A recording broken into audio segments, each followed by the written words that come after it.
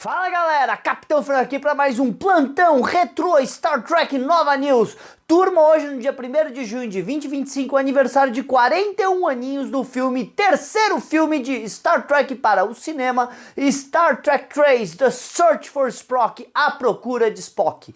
Então, como sempre, gente, eu vou falar a ficha técnica do filme, algumas curiosidades e deixar aqui um resumo do plot do filme. Então, já vai dando like, já vai curtindo, já vai comentando, já vai compartilhando, já viu que tem a função de hype? Coloca aí a função de hype e se der, seja sócio Nova Frota, que ajuda demais aqui o nosso trabalho. O filme foi produzido por Harvey Bennett, que basicamente nessa época era quem comandava a franquia, já que o criador Gene Roddenberry tinha sido rebaixado para consultor na época desses filmes aqui. Harvey Bennett escreve o roteiro, mas a direção desse filme é do ator Leonard Nimoy, que sai ali do papel de Sr. Spock, que sai da frente das câmeras para ir atrás das câmeras. Lembrando que apesar de todo mundo lembrar que o Spock é uma parte integral do plot do filme, Leonard Nimoy está em pouquíssimas cenas do filme, sendo que ele interpretou o Spock em poucas cenas e, não sei se você sabe, ele também fez a voz do elevador da base estelar lá, que o Scott manda lamber sabão.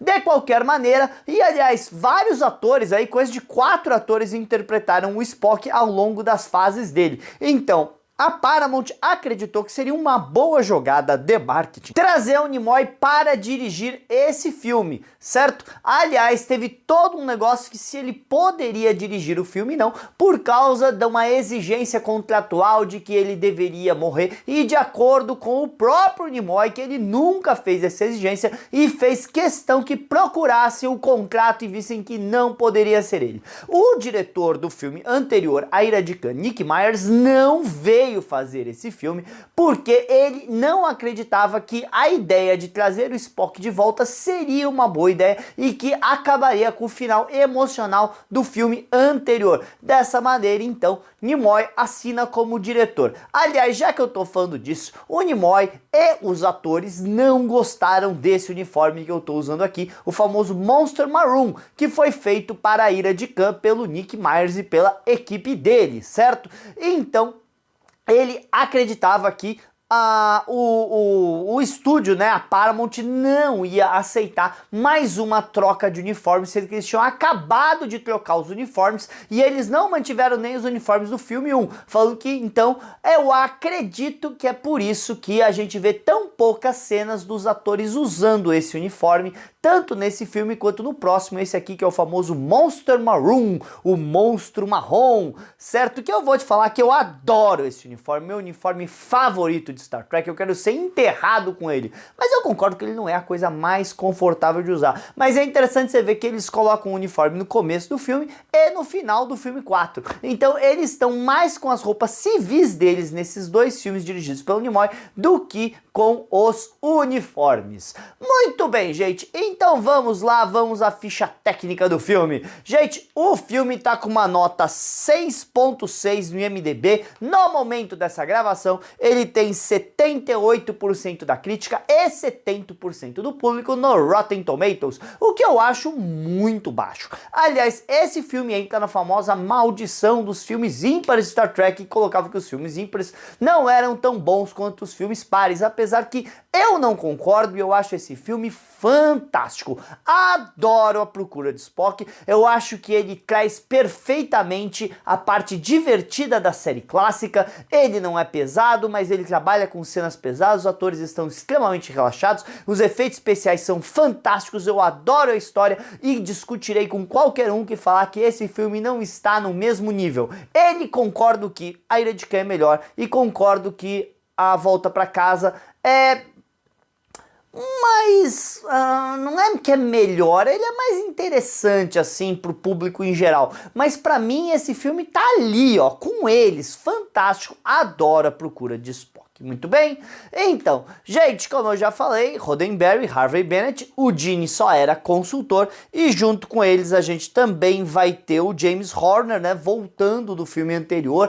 para fazer a música do filme. A gente vai ter o Robert Fletcher como o designer de indumentárias, né, the costume designer do filme, que também voltou do filme passado. O diretor de arte é o John E. Schoenberg II. Os efeitos foram feitos pela Industrial Light and Magic, que aliás fez a fantástica USS Excelsior, fez a maravilhosa USS Gleason e fez a icônica Ave de Rapina. Lembrando que tanto a Reliant, quanto a Gleason, quanto a Excelsior e quanto a Ave de Rapina vão ser reusadas diversas vezes nas próximas séries de Star Trek, como a nova geração Deep Space Nine e Voyager, além dos filmes que virão, porque realmente os designs foram icônicos. Aliás, originalmente no script, a história era toda uma loucura diferente com romulanos, e a nave Ave de Rapina foi projetada para ser uma nave romulana, por isso que ela ficava invisível, porque quem ficava invisível na série clássica eram os romulanos, os Klingons não tinham essa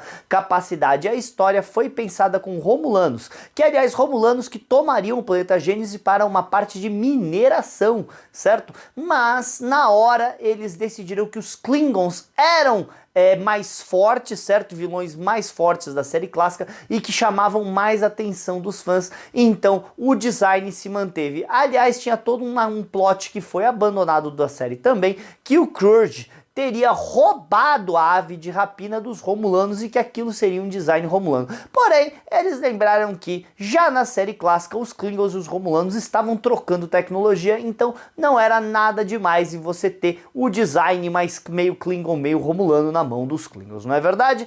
O filme tinha um orçamento de 18 milhões, certo? 6 bilhões a mais que o filme anterior e faturou 87 milhões mundialmente, que é ali uns 6, 7 milhões a menos do que A Ira de Khan. Sem falar que A Ira de Khan agradou muito mais os críticos, mas é interessante ver que esse filme teve um lançamento de bonequinhos, de brinquedos, e não agradou tanto assim quanto A Ira de Khan, que não teve. A verdade é que o estúdio não acreditava que A Ira de Khan ia dar muito certo. Quando eles fizeram o primeiro filme, eles fizeram uma linha de brinquedos. Aí na Ira de Khan, eles acabaram com o orçamento do filme, foi de 36 para 12, e não lançaram linha de brinquedos, não lançaram muitas coisas. Só no final do processo que eles perceberam, opa, temos aí um sucesso. E o filme não deu tempo de fazer linha de brinquedos para indicar outra coisa. Então, acreditando que esse filme ia ser o mesmo sucesso da Ira de Khan, eles fizeram a linha de brinquedo e o filme não foi tão bem sucedido assim, não é verdade? Aí, diga-se passagem, para Star Trek 4 também não teve linha de brinquedo, porque a linha de brinquedo do 3 não fez bem. Star Trek 4 seria outro super sucesso. Ou melhor, o pessoal da linha de brinquedos acaba sempre errando.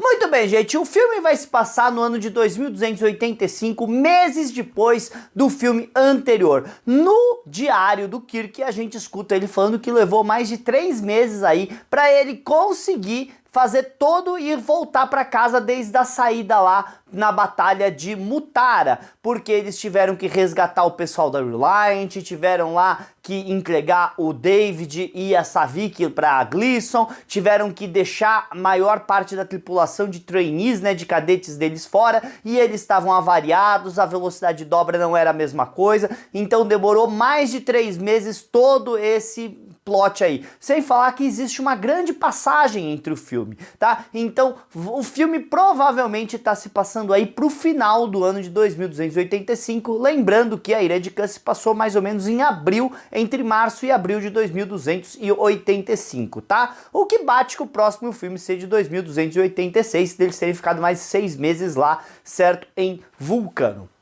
Gente, no elenco a gente vai ter o William Shatner e DeForest Kelley estrelando o filme. Já falei que o Nimoy é participação especial. James Doohan como agora Capitão Montgomery Scott, Walter Koenig como comandante Chekhov, George Takei como comandante Sulu, Nichelle Nichols como a comandante Uhura, a volta de Meredith Buttrick como o Dr. David Marcus e Robin Curtis assumindo o papel da Tenente Savik, certo? Já que é Christy Ellie que começou a fazer fazer muito sucesso lá com Tears e outras coisas, certo? Não retornou. O que fez com que o papel da Savick fosse diminuído e muito no filme, não sei se vocês sabem, né? Apesar que eu gosto da Robin Curtis no papel. De verdade, eu gosto bastante do Robin Curtis no papel. Acho que eles terem praticamente cortado a Savick fora dos próximos filmes foi sacanagem. Scott McGinnis fez o Senhor Aventura, né? Pelo menos assim que o filme descreve ele lá, que é o assistente de transporte da Uhura. Aliás, aquela sala de transporte da Uhura era da estação, certo, de Régula, feito pro filme anterior. E todo aquele bar que o McCoy estava, que ele vai lá tentar conseguir a passagem, a gente até viu o Pingo naquele bar, hein? Todo aquele bar era a parte da enfermaria, certo, que foi feita pros filmes anteriores também. Robert Hooks fazendo o Almirante Monroe,